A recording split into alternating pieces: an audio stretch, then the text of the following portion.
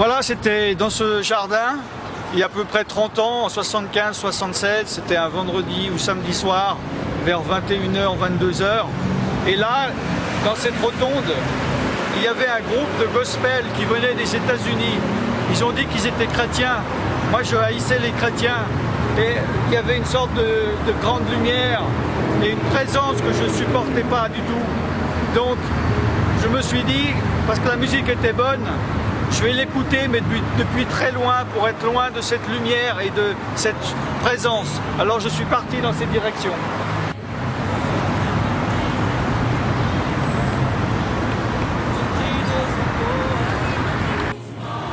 Alors je suis arrivé ici et là il y avait une jeune fille, jolie, avec des longs cheveux et une longue robe. C'était à l'époque des hippies. Elle m'a donné un papier, elle était très souriante. J'ai pris le papier, mais j'ai vu qu'il y avait un petit dessin, une croix ou quelque chose comme ça.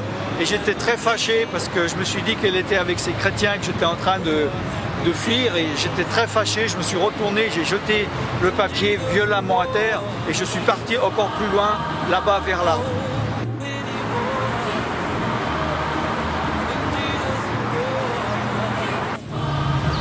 Alors je suis arrivé ici, exactement à cet endroit.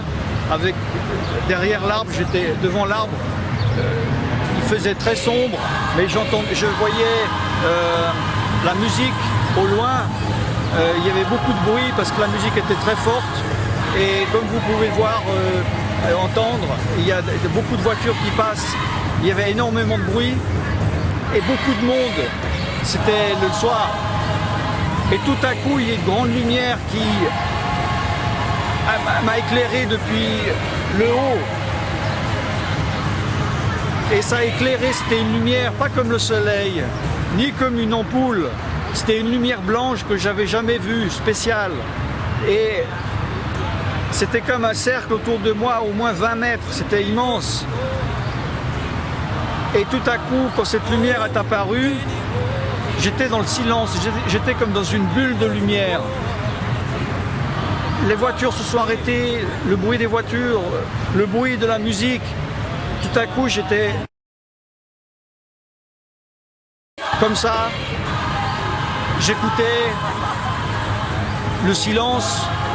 Je regardais, je voyais les gens bouger à l'extérieur. Je ne comprenais pas que personne ne voyait cette lumière. Je me suis dit, mais qu'est-ce que c'est? Peut-être c'est une soucoupe volante, un ovni ou quelque chose. J'étais un peu dans la crainte, alors je me suis retourné pour regarder qu'est-ce que c'était. Et là, j'ai vu comme une personne, mais c'était comme un ange parce qu'il était blanc, il était transparent, mais il avait des cheveux, il avait un corps, il avait des yeux, et il était dans des nuages. C'est très difficile d'expliquer, mais là, j'étais en paix. Et il m'a dit, je suis l'alpha et l'oméga. Et tout à coup, il a disparu, la lumière avec a disparu et tout le bruit de la musique et des voitures sont revenus et tous les gens de nouveau bougeaient. Je me suis dit, c'est pas possible que j'étais le seul à voir ça. Pour moi, j'ai pas compris ce qu'il m'a dit parce que Alpha c'était une marque de voiture et Omega une marque de montre. Alors je suis parti et j'ai gardé ça dans un coin de ma tête. Et une année ou 2 ans plus tard, un gars m'a donné une Bible, il m'a dit, voilà, si tu veux, commence par quelque chose de simple, lis l'évangile de Jean, ne lis pas dans l'Ancien Testament, c'est un peu compliqué, et ne lis pas le livre de l'Apocalypse, qui est le dernier livre de la Bible, parce qu'il y a plein de symboles et ça va te troubler la tête. Tu peux lire ce que tu veux, mais moi je te conseille l'évangile de Jean, mais quoi que tu fasses, ne lis pas l'Apocalypse. J'ai dit merci pour le conseil, je suis rentré chez moi, j'ai ouvert ma Bible au livre de l'Apocalypse, et dans le premier chapitre, eh ben oui, je me suis dit, mais il me prend pour un imbécile, je ne suis pas capable de comprendre des symboles, ou bien je me suis dit, il veut me cacher quelque chose. Et dans le premier chapitre, je vois qu'il y a un gars qui était sur une île et il entend un bruit comme une trompette derrière lui en haut dans le ciel, il se retourne et là il voit comme un être, un ange, comme une personne blanche, comme de la laine, comme de la neige, avec des yeux de feu dans les nuages. Et il lui dit, je suis l'alpha, l'oméga, le commencement et la fin. Et j'ai réalisé que cette personne, c'était Jésus-Christ. Et c'est uniquement à ce moment-là que j'ai compris que la personne que j'avais vue une année ou 2 ans avant, c'était Jésus-Christ. J'ai appris par la suite que alpha, c'est la première lettre de l'alphabet grec, et oméga, c'est la dernière lettre de l'alphabet grec. Ça veut dire je suis le commencement et la fin, je suis le tout. Et il y avait aussi un autre exemple dans la Bible que j'ai lu plus tard, un autre gars qui s'appelait Paul, qui était en plein jour, il y a une grande lumière qui est apparue et quelqu'un aussi lui a parlé. Mais les personnes ont vu la lumière mais ils n'ont pas entendu la voix. Le chapitre 2, j'ai vu que Jésus disait qu'il était à la porte de notre cœur. Il était debout, il frappait, il attendait qu'on ouvre. Il a dit si on ouvre, il rentrerait avec nous pour manger avec nous.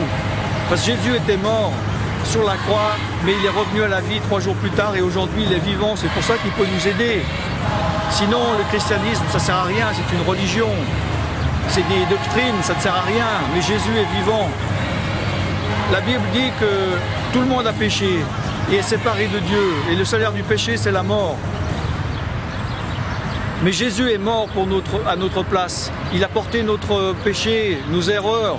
Et il suffit de confesser nos péchés, de demander pardon et d'accepter Jésus comme notre Sauveur et notre Seigneur et le suivre. Et il a dit que si nous faisons cela, nous serons sauvés. Sauvés pour, quand nous mourrons, nous serons près de Dieu. Parce que sinon, si nous le rejetons, si nous rejetons Jésus-Christ, nous vivrons loin de lui. Et loin de lui, c'est les ténèbres, c'est les tourments. Mais près de lui, c'est la paix, c'est l'amour, c'est la joie. C'est pour ça que c'est important que tu prennes cette décision. Si tu veux passer ton éternité au paradis, dans la joie, et aussi dans cette vie-là, il te donnera des bonnes choses. Jésus aujourd'hui est vivant et il t'aime.